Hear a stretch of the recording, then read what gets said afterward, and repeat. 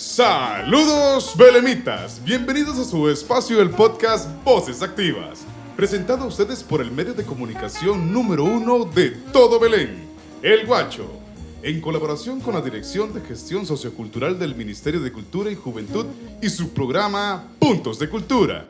El tema de hoy, las luchas ambientales que se ganaron en Belén. Un saludo a todas las personas que están sintonizando una vez más el podcast Voces Activas del periódico El Guacho. Mi nombre es Raquel Soto. Y yo soy Emanuel Hernández. El día de hoy estaremos conversando acerca de varias luchas ambientales que se han dado en el cantón de Belén y que gracias a estas luchas hemos heredado un cantón mucho más limpio en el cual vivir.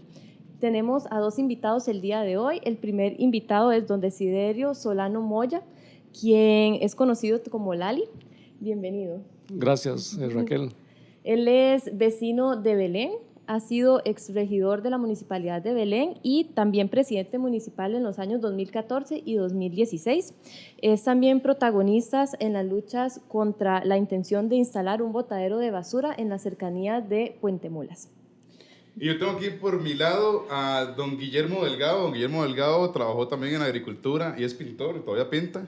Y fue exregidor suplente durante 2 periodos, creo que estuvo en el periodo de Figueres, ¿verdad? Y en el de Carazo, me cuentan por ahí. Correcto. Un placer tenerlos por acá. Un gusto. Gracias. Bienvenidos. ¿Dónde, por ejemplo, en el caso de don Desiderio, en qué lugar se iba a establecer el botadero de basura? Y con respecto a don Guillermo, ¿en qué lugar se iba a establecer lo que era la Quimagra? Si nos pueden comentar eso, en qué año se dio y cómo fue todo el proceso, digamos, de esta lucha. Bueno, primero agradecer a ustedes, jóvenes Voces Activas, por este programa. Para mí siempre ha sido una preocupación de que en la sociedad se vayan dando hechos importantes, luchas importantes y no queden documentadas. Yo soy uno de que en muchas luchas hemos estado ahí participando y no han quedado debidamente documentadas. Para mí lo importante de un programa como este, como Voces Activas, donde se pueda guardar esos hechos históricos que se han dado de luchas y de logros a través del tiempo. Y la comunidad de Belén no es ajena a eso. Propiamente al tema que a mí me corresponde es con el tema de los famosos botaderos de basura, que es un fantasma que todavía ronda en todo el país, en Costa Rica y en todo el mundo, que todos generamos basura, pero nadie le quiere la basura en el patio de su casa. De ahí que se viene una crisis por el botadero de basura del Gran Área Metropolitana, propiamente en un lugar conocido como Río Azul, en San José, y que no tenían dónde llevar o de dónde depositar esa basura. Para no ser tan exactos, pero sí, muy bien, yo me acuerdo que esto empezó con el gobierno de Calderón Fournier y luego lo procedió José María Figueres. En aquel tiempo no había un lugar donde llevar la basura del Gran Área Metropolitana porque ya Río Azul estaba colapsado. Entonces se pensó en unos tajos que se encuentran todavía ahí en la margen izquierda del río Virilla, entrando por Huachepelín de Santana. Algo que además de que era un botadero a cielo abierto, iba a contaminar en gran parte los mantos acuíferos de Puente Mulas y también el canal y mucha basura iba a caer al río Virilla porque no iba a ser manejada adecuadamente. Luego, otra situación que se daba ahí era que las empresas no eran empresas que conocían sobre el manejo de estos desechos y iba a afectar con olores. Inclusive, por ejemplo, en este momento el Alacarpio, que está a una distancia más o menos de 3-4 kilómetros, los olores llegan a la comunidad de Belén. Entonces de ahí se dio una lucha en aquellos momentos muy intensa, del cual fui protagonista con muchos otros vecinos, tanto de Santana como de Belén, para que no se diera esa situación. Pienso para que ustedes más o menos se den cuenta que si eso se hubiera dado en ese momento, nosotros tuviéramos un problema ambiental muy serio de olores y de residuos y de lixiviados, o sea, porque era una gran irresponsabilidad lo que se estaba haciendo, lo que se estaba pensando. Era nada más salir en el momento del problema y ponerlo donde fuera. Sí es importante, en aquel momento el Consejo Municipal, yo me acuerdo que apoyó ampliamente esa lucha, la apoyaron los sacerdotes también, la Iglesia Católica la apoyó, la apoyaron los centros educativos, se hicieron grandes manifestaciones, que por ahí un compañero todavía me había contado que tiene algunos videos, porque en aquel tiempo apenas estaban iniciando las cámaras de video, entonces no había suficiente material como para estar grabando. Yo guardé algunas fotos ahí de esas luchas que tendría que buscar, pero sí, fue una lucha muy intensa, muy cansada. Pelear con el gobierno central no era fácil. Yo me acuerdo que nos mandaban la fuerza pública cuando hacíamos manifestaciones o presentaciones, y fue una gran lucha conjunta entre la comunidad de Santa Ana y la comunidad de Belén. Pero la lucha al fin también de ahí se comienza a dar una conciencia ambiental más clara de qué es lo que debemos hacer. Entonces, también de esa lucha nace ya en ese año, como en el año 98 aproximadamente, la unidad ambiental de Belén, que creo que fue una de las primeras unidades ambientales a nivel municipal en el país, que es la Municipalidad de Belén. Y siendo yo también regidor suplente en ese momento, ya se comienza a dar eso, la unidad ambiental, y hacer conciencia sobre el manejo de los desechos sólidos. Y quizás, ¿verdad? Tal vez, no sé si lo mencionó, pero ¿en qué año fue que se llevó a cabo, digamos, que querían implementar el botadero? Lo más intenso de la lucha fue como en el año 96 propiamente. Okay. Pero hay que entender que esto de los rellenos sanitarios, bueno, es un problema todavía que no hemos resuelto a nivel país. Y en otros países lo han tratado de resolver, pero a medias, y todavía está ahí. Entonces, en ese momento ya el problema del Río Azul venía con el gobierno de Calderón, y después continuó con el gobierno de Figueres.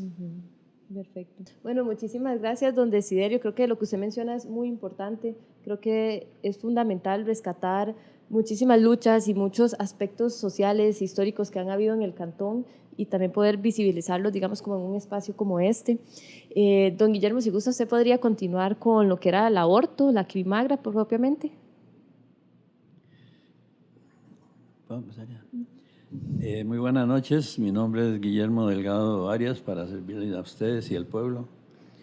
Le agradezco mucho a los muchachos, compañeros del Guacho, que me han invitado para tratar asuntos del pueblo, y yo con mucho gusto voy a tratar de colaborar, cooperar un poquito, recordando la lucha que tuvo el pueblo con la llamada Quimagra, una fábrica que nos dio, como se dice ahora vulgarmente, nos dio lata durante casi 25 años. Yo como vecino de inmediato ahí, porque lo que nos dividía era cerca de por medio de la fábrica esa, fue una fábrica que nos dio problemas desde el inicio, desde el principio. Una fábrica que mezclaba, era una mezcladora de venenos fuertísimos, algunos de ellos ya que habían sido desechados en Estados Unidos por lo peligrosos, y aquí se mezclaban como una cosa muy corriente y muy natural. Esa fábrica mezclaba productos como clordano, aldrin, toxafeno, folidol, dieldrin y otros más fuertes, y realmente causaban un problema gravísimo en el sector, olores fuertísimos, a punto de que la gente que pasaba viajando en el ferrocarril usaba pañuelos para evitar el mal olor. Imagínense ustedes que todas las casas vecinas de ese sector, que estaba ya bien poblado, teníamos que sufrir todos los días. Aparte de eso, era una mezcladora de esos productos. Algunos sólidos los mezclaban con una tiza que traían de Guanacaste al molerla, y para hacer las mezclas con esos productos. El problema más grande era también la cantidad de polvo que producían, y en tiempos de verano el viento llevaba para todo el sector oeste de San Isidro y más abajo, y algunas veces llegaba hasta San Rafael de Alajuela el mal olor y el polvazal. Recuerdo que las señoras algunas veces tenían que barrer hasta 3 veces la casa durante el día porque era tremendo el polvazal en todos los aposentos de las casas. ¿Y ese polvazal era puro químico? Sí, era la mezcla de tiza con esos productos que producían mal olor y imaginen ustedes. Entonces no se quedaban en la fábrica, andaban por todo lado. Sí, el viento se encargaba, es que había una parte muy alta donde estaba la mezcladora y el golpe de viento, aparte de unas chimeneas que producían evacuaban el humo o el polvazal ese, eran las que producían ahí el problema más grande para todo el sector oeste de San Isidro. En ese tiempo empezamos a ver que el asunto era grave y entonces se formó un comité en el que participaron varios compañeros ahí, un grupo de como de 7 o 8 personas donde estaban don Carlos Solís Bolaños, que era el presidente. Estaba formado también por don Eduardo Arrieta Villalobos, Mario González, él y don Carlos ya descansan en paz. Omar Solano Chávez, estaba también Francisco Villegas, el conocido Chicho en Belén, Luisito Zumbado y el hijo de mi madre, como dicen, ahí estábamos todos tratando de ver cómo le hacíamos frente al problema. Pasaron varios meses y algunos años y el asunto cada día se agravaba más. A tal punto de que algunos de los compañeros o la mayoría de los compañeros fueron desechando la idea de formar el grupo y nos dejaron solos a Telémaco Salas y a mi persona. Telémaco en ese tiempo formaba parte de la municipalidad como ejecutivo municipal. Y él y yo empezamos y fuimos incontables veces al ministerio, ya teníamos trillo de ir al Ministerio de Salud a hacer ver el problema y le estaban dando muchas largas al asunto. Aquello era terrible y uno todo el tiempo veía las quejas del vecindario y no sé, al pasar tanto tiempo y no llegar a nada, yo tengo una idea siempre de que cuando algo me cuesta más es como que le pongo más énfasis. Y un día de tantos yo dije, yo voy a tratar de averiguar cómo está esto, porque entre las veces que fuimos al ministerio nos decían que ya las quejas se habían recibido muchas veces y que ellos estaban ya planteándole a la empresa que tenían que retirarse de Belén. En ese tiempo yo formaba parte del Club de Leones de Belén, que estuvo trabajando durante 18 años. Y el club tenía mucha fuerza en ese tiempo, empezó a ayudarnos bastante. La municipalidad en ese tiempo también se preocupó ya, porque era un asunto ya de todos, un asunto de pueblo. Seguía el tiempo transcurriendo como les cuento y no se llegaba a nada. Entonces yo un día me dije, yo voy a ir a averiguar cómo está ese asunto en Cartago, porque en el ministerio lo que nos decían era que esa fábrica ya estaba construyendo, había comprado una propiedad grande y estaba construyendo en la Lima, en Cartago, en la Lima. Y yo una pregunta, perdón que le interrumpa, pero es que yo quiero saber, porque para que un joven, en ese momento tenía 20 años, ¿cierto? Ajá. Para que un joven se vaya solo hasta Cartago, que en aquella época costaba ir a Cartago, de que conseguir el permiso de los papás, la platilla y todo eso. ¿Qué lo motiva a usted a arrancar las maletas y no, yo tengo que ir a Cartago? Porque yo leí el relato. En el relato cuenta que usted se va para Cartago para ver si están construyendo ahí. Pero sí, yo quiero saber cuál es lo que le motiva. ¿Hubo gente lastimada? ¿Gente salió...? Con problemas de salud, quizás. Con problemas de salud. Sí, el asunto llegó ya a un clima que sí tenso cuando empezaron a morir vecinos ahí muy inmediatos a la fábrica. Casos como el de don Juan Rafael Villegas, don Rodolfo Blanco, don Nito Moya y el hermano Joaquín Moya también. Y gente que según el parte médico era que estaban teniendo problemas del corazón. Y todo eso motivado por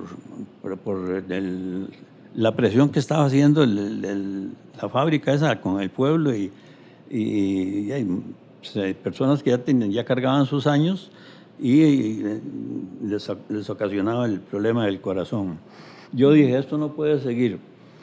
Entonces, un domingo se me metió entre la cabeza ir a averiguar cómo estaba el asunto. Cogí el bus a San José y luego a Cartago, me bajé allá en La Lima y estábamos en una temporada de agua parecida a esta de ahora. Yo bajé del bus y en un momento estaba empapado de pies a cabeza. Caminé como 200 metros y en eso vi una cantina ahí al lado izquierdo. Y yo dije, voy a entrar para meterme un par de tragos grandes, porque yo temblaba como un conejo. Bueno, calor era, ¿no? Un frío tremendo, sí. Hizo la suerte que entré y vi dos señores, dos muchachos ahí en la barra. Y yo iba dando palos de ciego. Yo iba a tientas, no sabía ni cuánto, dónde era la finca, ni nada. Entonces yo dije, yo aquí averiguo algo. Entonces le pedí al cantinero que me le sirviera unos tragos a los muchachos. Y eso fue, que hice amistad con ellos así casi de inmediato. Me dice uno de ellos, mira, pero ¿qué es lo que te pasa? Que venís mojado de pies a cabeza. Ya le conté que que venía ahí a una misión ya personal. Yo les metí de que era empresario y que tenía una cuadrilla pequeña de trabajadores y que en San José ya casi terminaba y que había oído decir que esa empresa americana estaba en plan de construir o que ya estaba construyendo y entonces yo necesitaba ver en qué forma colocaba la cuadrilla que tenía. Y me dicen los muchachos, bueno, le digo, yo quiero preguntarles a ustedes si saben algo de en ese aspecto.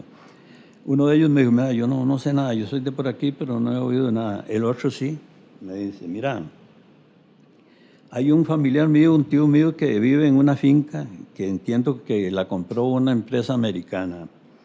Pero ahí no hay nada construido, ahí lo que hay es un charral y una milpa seca, un maizal seco lo que hay ahí. Y le digo, no, pero mira, es que ya dicen que al ministerio le han dicho que ya la construcción va muy bien, que va en grande. No, ahí no hay nada. Si es esa la propiedad, están engañando al ministerio porque ahí no hay nada. Y le digo, ¿y qué? ¿Cuánto queda eso de aquí? Me dice, como unos 4 o 5 kilómetros. Me quedaba largo. Y bueno, la cosa es que, bueno, yo a lo que vine, me despedí de ellos y se cogía al sur. Yo creo que caminé más o menos una distancia como de Belén hacia La Aurora, más o menos unos 4 o 5 kilómetros. El muchacho me dice, no, mira, no te perdés porque hay una cerca de postes de concreto pintados de blanco al lado derecho de la carretera, ahí no te perdés. Y llegué y ya entré y conversé con el señor, vino a toparme el señor encargado de ahí del cuido y casi me muerde un perro enorme que salió ahí. Bueno, la cosa es que ya el hombre lo calmó y se lo llevó para adentro y conversamos. Y me dice, esta finca es de una empresa americana que entiendo que se llama La Orto, de California. Así me han informado. Y dice, aquí llegan y se reúnen, varias veces se han reunido y conversan, pero así como que están muy precisados en construir, ¿no? Y ya al ministerio le tenían la cabeza, ¿verdad? Como diciéndoles, esto va, ya el galerón va creciendo mucho. Bueno, la cosa es que era un engaño.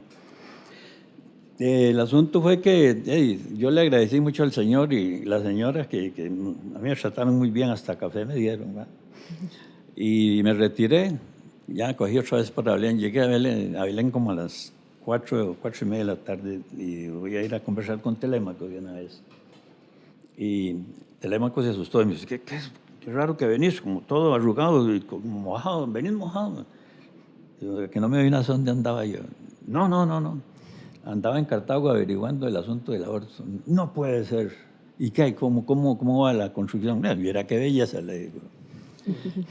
Me dice, ¿qué? Ya va muy adelante. Le digo, ay, Telémaco, vieras qué desilusión.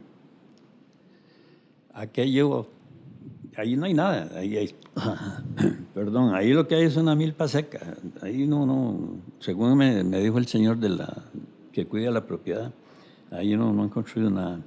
Me dice, no puede ser, porque el ministro me dijo a mí que eso ya iba adelante. Y le digo, no, ahí no hay nada. No sería que llegaste a un lugar donde no era, no. Yo me informé con una gente ahí. Entonces, Telémaco no quería creer y me dice, ¿cuándo tenemos nosotros cita en el ministerio? Le digo, el martes.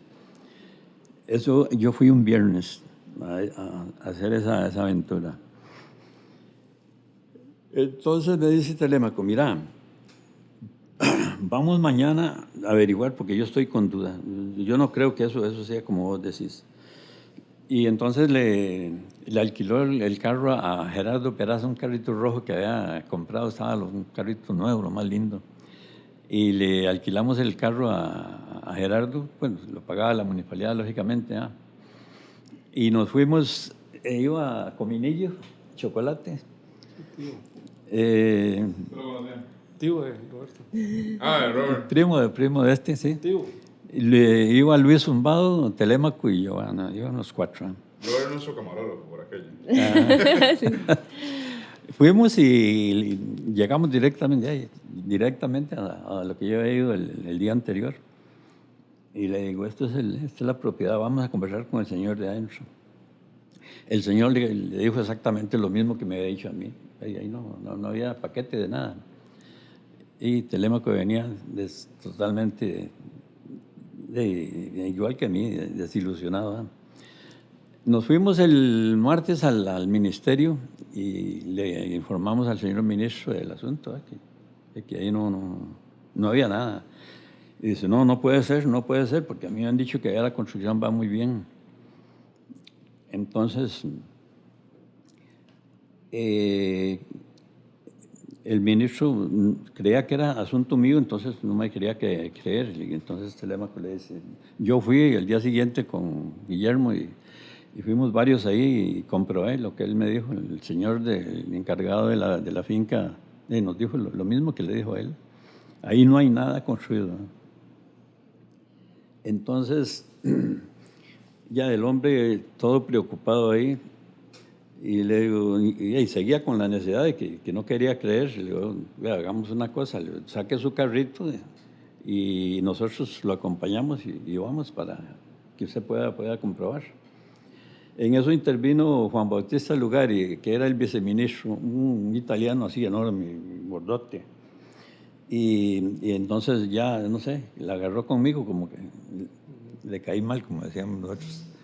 Y ya me empezó a decirme que sería que yo era un alborotador del pueblo, que sería que yo lo que estaba haciendo era poniendo a la gente en una actitud ahí difícil. Poniéndolas a pelear. Sí, alterando mucho a la gente. Y entonces, digo, qué raro este hombre, pero ¿por qué actúa de esa forma? Le digo, vea, señor, si usted estuviera sufriendo lo que está sufriendo la gente ahí en Belén, yo que estoy de pared casi de cerca de por medio con esa empresa, no pensaría lo que usted está pensando. Usted me dice que yo soy un alborotador y me trató de mentiroso también. Y entonces yo le mandé un toque completamente ya picándolo, como dicen. Le digo, vea, a mí me parece muy raro la actitud suya, Juan Bautista. Yo le decía don Juan Bautista, para calmar el asunto. Pero hay dos cosas.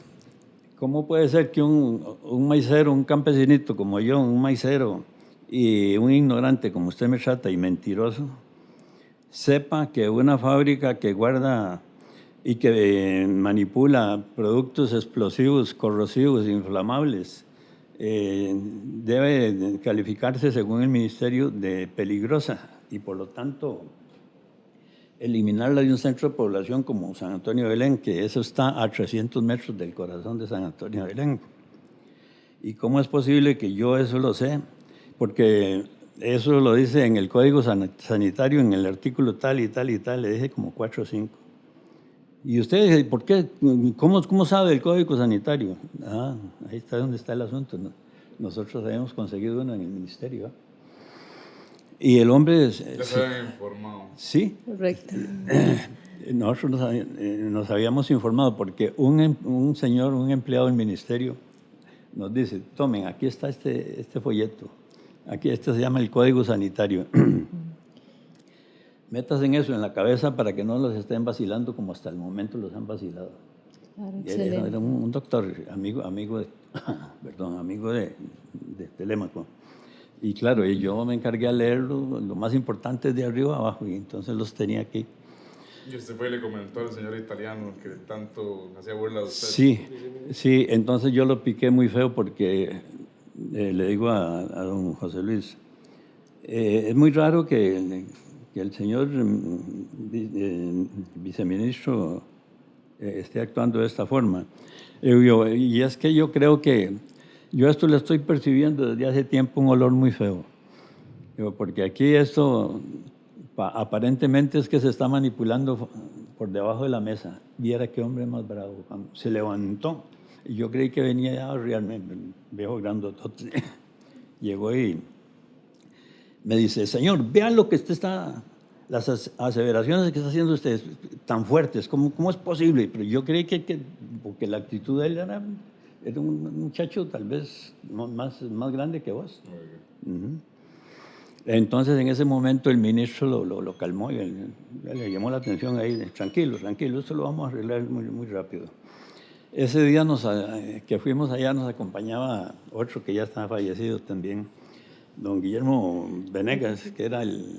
Don Guillermo, dígame una cosa, pero como para que el público se meta más en la jugada, yo sé que ustedes hicieron algo, o al menos usted fue partícipe de algo, luego de que usted supiera que no les iban a hacer caso. Yo creo que ustedes se dieron para acá y hicieron un plan. ¿Se puede contarnos ese plan por el tiempo?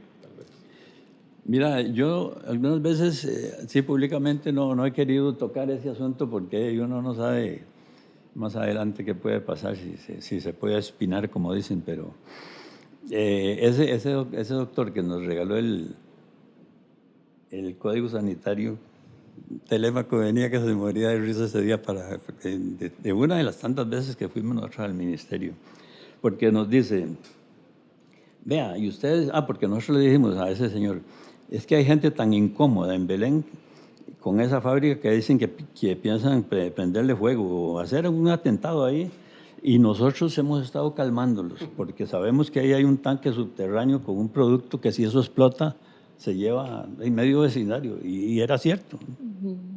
Allí eso se sentaba ahí a la par de las oficinas aquellas que hay donde estaba ahora Pepperoni. Entonces ese señor dice, ve ahí lo que se necesita es poner una bomba, ojalá como un canasto de grande, nos dijo el doctor ese. El Telémaco, qué ocurrencia de hombre, y venía que se moría de la risa para la casa. Pero entonces como que sirvió eso, que nos alumbró un poquito, y entonces tuvimos la idea de hacer una travesura ahí. Yo hasta estuve en la cárcel por esa travesura. Oiga, don Guillermo, pero eso fue toda una aventura. La verdad es que gracias por contarnos eso, porque yo estoy impresionado, la verdad, es algo increíble. Me parece a mí que es una lucha que se ganó a la fuerza porque no les quedaba otra. No sé sí. si la Carla tiene algo que decir. Sí, pero ahora que mencionaba a don Guillermo, que a él le decían que era como el que alborotaba a toda la gente, bueno, a mí me gustaría tal vez que don Desiderio también nos cuente un poco de cuáles fueron las herramientas que utilizaron para organizar a la comunidad y también cuáles fueron como las principales alianzas que lograron como para poder triunfar en estas luchas. Sí, en su momento lo que más se utilizaba era el perifoneo. Se convocaba a la gente por medio del perifoneo. En aquel momento también se hacían volantes, se hacían hojitas, volantes y se comenzaba a repartir. Luego había que llevar a la gente a las calles, había que hacer bloqueos en las calles. Se hicieron muchos bloqueos en la 27, que se llama ahora, en aquel momento que conectaba con Santana. Se hicieron bloqueos aquí en el centro de Belén. La fuerza pública en aquel momento, sí, el ministro era Juan Diego Castro, me acuerdo muy bien, que nos echaba la ley con gases lacrimógenos y todo. ¿Juan Diego Castro? Juan Diego Castro, Qué sí. fuerte. Ese era el ministro de Figuerillos en aquel momento. ¿Hubieron heridos? Sí, claro, y lo que causan los gases lacrimógenos. Y también, sí, se dieron actos muy fuertes en los propios lugares del hecho, en los mismos tajos. Se bloquearon y se sabotearon también algunos tajos. Y por eso lo importante de este programa, o sea, tratar de ir recogiendo poco a poco todas esas luchas, porque en su momento ahora pareciera que fueron simples, pero no, fueron muy arduas. Yo me acuerdo que ya yo estaba casado, tenía 3 hijos, y uno en su momento estaba en esa lucha y no sabía, como dice don Memo, las consecuencias legales que muchas veces estas luchas pueden llevar, más cuando usted maneja volúmenes de personas, de 1.500 personas hasta 2.000 personas en una marcha. Ahí es donde uno comienza a pensar, o sea, la responsabilidad que eso conlleva. Claro. Y que lo están siguiendo, ¿sabes? Sí, ellos saben que se tiene una verdad en la mano. Sí, la verdad, nada más. Inclusive yo en ese momento tenía un nombramiento hasta cierto punto político, porque yo fui directivo también de SENARA, el Servicio Nacional de Riego y Avenamiento, que es estos famosos canales que hay en Guanacaste, porque yo pertenecía a una organización de pequeños y medianos agricultores. Entonces, en su momento, Juan Rafael Lizano, que en ese momento era el periodo de Calderón, me nombraron a mí como representante de los pequeños y medianos agricultores del país en UPA Nacional. ¿A usted? Sí, entonces yo era miembro de la Junta Directiva de SENARA, del Servicio Nacional de Riego. Entonces tenía ese nombramiento también en la Junta Directiva, pero también estaba dando esta lucha a nivel comunal. Y yo me acuerdo perfectamente, a mí me llamaba por teléfono Calderoncillo y me llamaba por teléfono Juan Rafael Lizano a la casa y me presionaban y luego... ¿Qué te decían? Que se suponía que yo era una persona de confianza para ellos y que como era de confianza, como yo les estaba saboteando ciertas actividades que tenían que hacer. Sí, lo querían abrazar, pero Sí. no se enojen. Sí, y en ese momento ya terminó Calderón y siguió Figueres, y entonces ya cuando Figueres ya estaba ahí y ya me sacaron de la Junta Directiva, o sea, ya no me querían, o sea, vino el cambio de gobierno, entonces ya me sacan de SENARA. Claro. Y yo me acuerdo que yo era el representante de los pequeños y medianos agricultores a nivel nacional con SENARA, más que todo lo que era riego y avenamiento. Y sí, se daban presiones políticas muy fuertes. Después, hay otra situación en la sociedad. Hay gente que es muy pasiva o no se compromete. Y si usted reacciona a algo, antes existía el nombramiento, usted es comunista. O sea, Correcto. Cualquier lucha que arme usted es comunista. Sí, cualquier cosa que usted reaccione es comunista. O sea, si usted no está de acuerdo con algo, usted es comunista. Eso es como antes, cuando decían, no, es que es bruja. Sí, lo tachaban a uno así, comunista. Claro. ¿Entiende? Entonces, es duro, porque dicen, no, ese es un comunistilla. Y uno llega a tener también problemas a nivel personal y a nivel familiar con ciertos amigos o ciertos vecinos de la comunidad por esas luchas que se dan. Claro, le afectaba directamente a usted Sí, en entonces, su ámbito siempre personal. decían, es que usted es comunista. Más que en aquel tiempo, bueno, don Memo también lo vivió más, porque el comunismo en aquel momento sí, era algo que amenazaba al mundo. Estaba Cuba, que empezaba, y toda esa parte. Entonces era muy fácil calificar a una persona comunista. Ya, si usted era comunista, a usted lo denigraban, o sea, lo apartaban totalmente de la sociedad. Claro. Entonces, Dios guarde estar en contra de algo. o algo así, porque ya usted ya entra en ese calificativo. Dios guarde luchar por la vida, porque lo tildan a usted de comunista inmediatamente. Sí, todavía a mí me da risa porque hay gente que utiliza ese término. Todavía lo hace y no saben. sucede. Sí, yo digo, y por Dios, no saben ni lo que significa ser comunista. O sea, para mí decirme comunista es lo más lindo del mundo, ¿ah? Y porque quiere decir que yo hago algo por la comunidad. Pero hay gente que utiliza el término comunista y cree que es algo, un ponebombas o un come chiquitos o quién sabe qué será, porque seguro a Don Memo en aquel momento... Busca pobreza. Sí, entonces vale que ya eso se ha ido superando poco a poco, pero antes sí te tachaban a vos de comunista. Es terrible. Y entonces le decían, ay, su hijo es comunista, le decían al papá o a la mamá. Entonces, ahí Dios guarde, lo vieron hasta en misa, porque era comunista. Ay, Vemos. Viene a poner una bomba aquí. Sí, entonces le decían a la familia, es que su hermano es comunista. Entonces, o sea, y decía yo, y bueno, gracias a Dios que le dicen uno que es comunista. Después le dijera que fuera otra cosa. Claro. Bueno, yo sí sé, bueno, como nos contó ya Guillermo, yo sí sé que el punto de quiebre de esas fábricas fue la detonación, ¿verdad? Ese TNT. Pero ¿cuál fue el punto de quiebre que dijeron, ya aquí no podemos poner esto, tenemos que irnos? Bueno, el punto de quiebre ahí, bueno, fue que se logró ver que realmente el lugar no reunía las condiciones ambientales requeridas para un relleno sanitario. O sea, en estos momentos todavía, todos tenemos una idea más o menos de la cantidad de toneladas de basura del gran área metropolitana, que aproximadamente casi que estamos hablando casi de 1.000 toneladas diarias, diarias de basura. Entonces, a la hora de hacer las demostraciones ambientales de los mantos acuíferos se pudo demostrar de que era inmanejable. Y luego, como ese lugar no tiene una pared hacia el río Virilla, en cualquier momento la basura se iba a volcar, iba a caer en el canal y iba a caer en el Virilla. Y entonces, el punto que usted me pregunta, donde se quiebra ahí el brazo, es de que pudimos demostrar que ambientalmente no era viable un botadero ahí, en ese lugar. Entonces, y hay que entender también en su momento que eso, ya en esos años ya se comienza a fortalecer un poco más la conciencia ambiental, la legislación ambiental con CETENA, los famosos estudios de impacto ambiental ya comienzan a tener nombre, entonces ya las cosas no se deben hacer así a la fuerza, sino que se agarró fuerza. Sí, entonces de ahí es donde viene la lucha. Entonces, estas luchas, es cierto que dice, pero lo que hay que entender y lo que quiero yo dar a entender a través de este medio de comunicación es que es el inicio de una nueva forma de pensar a nivel ambiental, ¿me entiendes? Es el inicio. Porque antes se pensaba solamente en lo económico y en lo social, y principalmente en lo económico. Ahora no, o sea, ese es el inicio donde esos tres factores, lo económico, lo social y lo ambiental, tienen que ir equilibrados.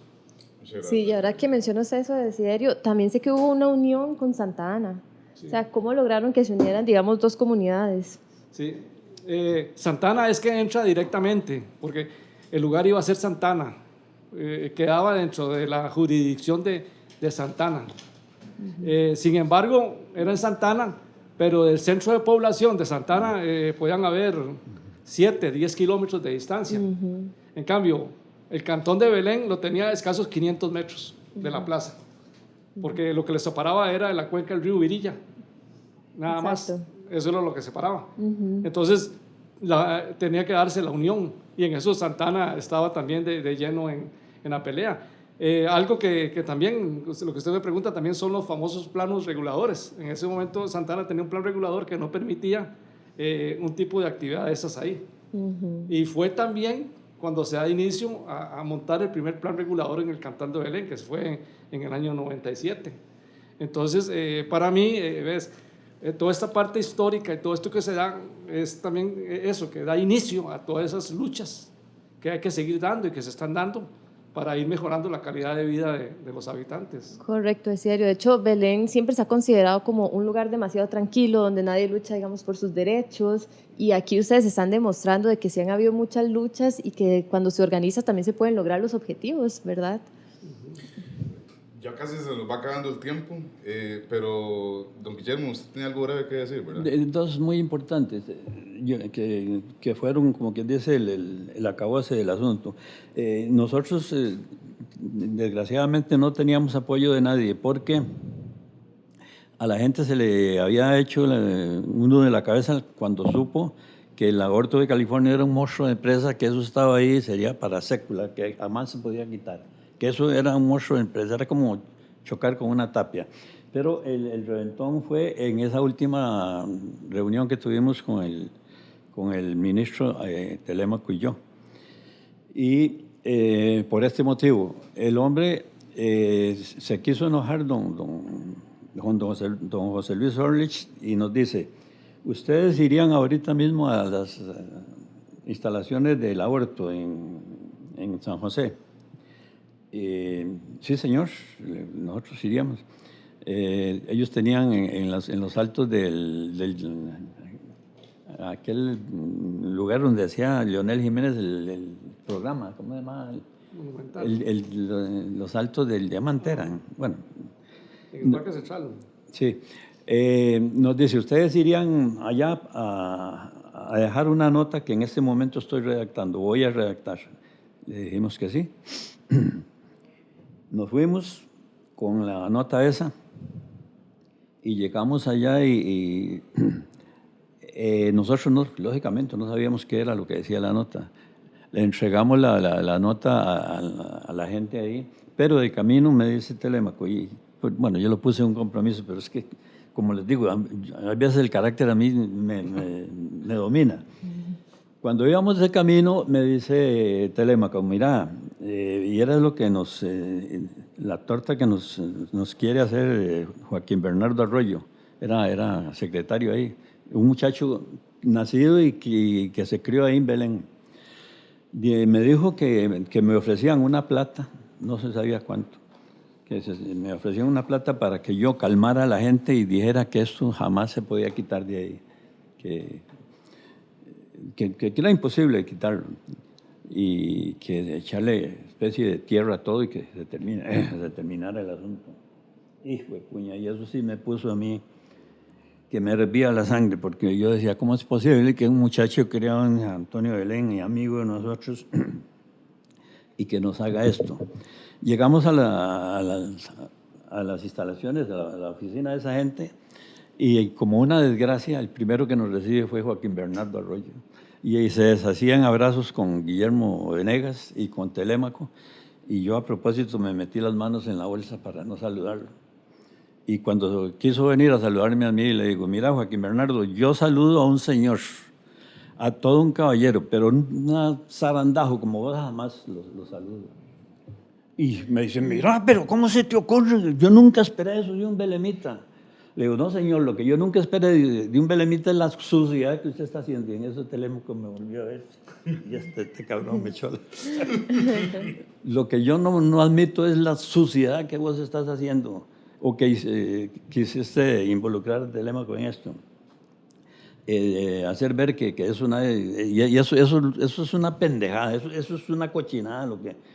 Y fue puña, y yo estaba tan bravo que yo estaba a la par de un escritorio y le zampé un bombazo así, un escritorio, pobrecita la muchacha que estaba ahí pegó unos gritos y salió en carrera. Y en eso llegaron dos americanos, uno así grandotote y otro más bajito, que era un señor mayor de los principales ahí. Y me decían, oh muchacho, calma, calma, decía el señor mayor, calma muchacho. Y yo con así gañote le decía, ¿cómo vamos a tener calma si usted está envenenando el pueblo de San Antonio de Belén? Y porque en realidad así era. Y en eso Memo, que él sabía, me agarró y me dominó y me dice, vámonos por el carro. Y Telémaco se quedó ya finiquitando ahí el asunto con la gente. Y llegamos al carro cuando ya llegó Telémaco y le digo, Telémaco, disculparme, pero es que yo no aguanté la presión con ese carajo. Y me dio risa porque me dice Memo Venegas, mira, pero ¿qué fue lo que te pasó con ese habladillo que tenía? Que vos estabas a punto de matarte con aquel infeliz. Le digo, Memo, yo estaba consciente de lo que estaba haciendo, pero yo estaba haciendo más pantomima para impresionar a los viejos gringos. Yo con así gañote les gritaba pero era más pantomima lo que yo estaba haciendo. Me dice, mira, dice, yo sé cuando alguien está a punto de matarse con un hijo de tal. Ay, excelentes, Pero historias.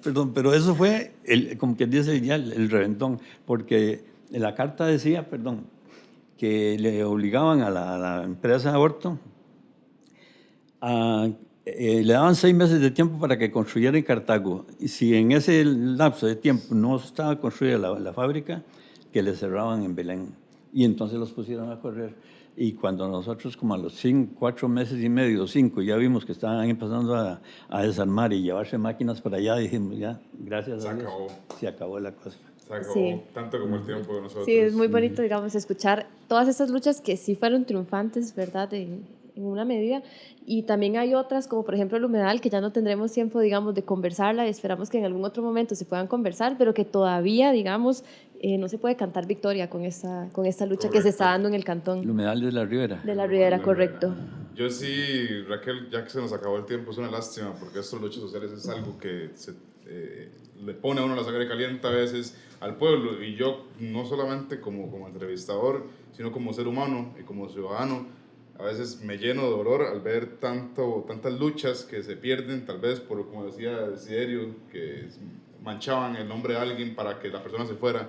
Yo lo que le quería comunicar más que todo al pueblo es que si usted siente un poquito, una chispita, esperamos que con esta conversación con nuestros caballeros se den cuenta que esto no es algo nuevo, es algo de hace mucho tiempo y que básicamente la juventud es para eso, para dedicarse a luchar por los que vienen más adelante, porque en algún momento pasaremos a ser mayores y seremos nada más de palabra y comunicaremos a la juventud nuestras vivencias, pero esa no es la idea, no es la idea de contar un cuento, la idea es para que usted se sienta motivado y luche por su pueblo, por su familia y por su futuro.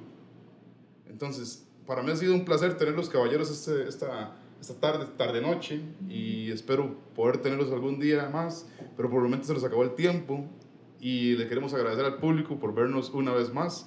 Esto fue el podcast Voces Activas. Nos vemos hasta el próximo capítulo. Muchísimas gracias. Muchas gracias. Buenas noches.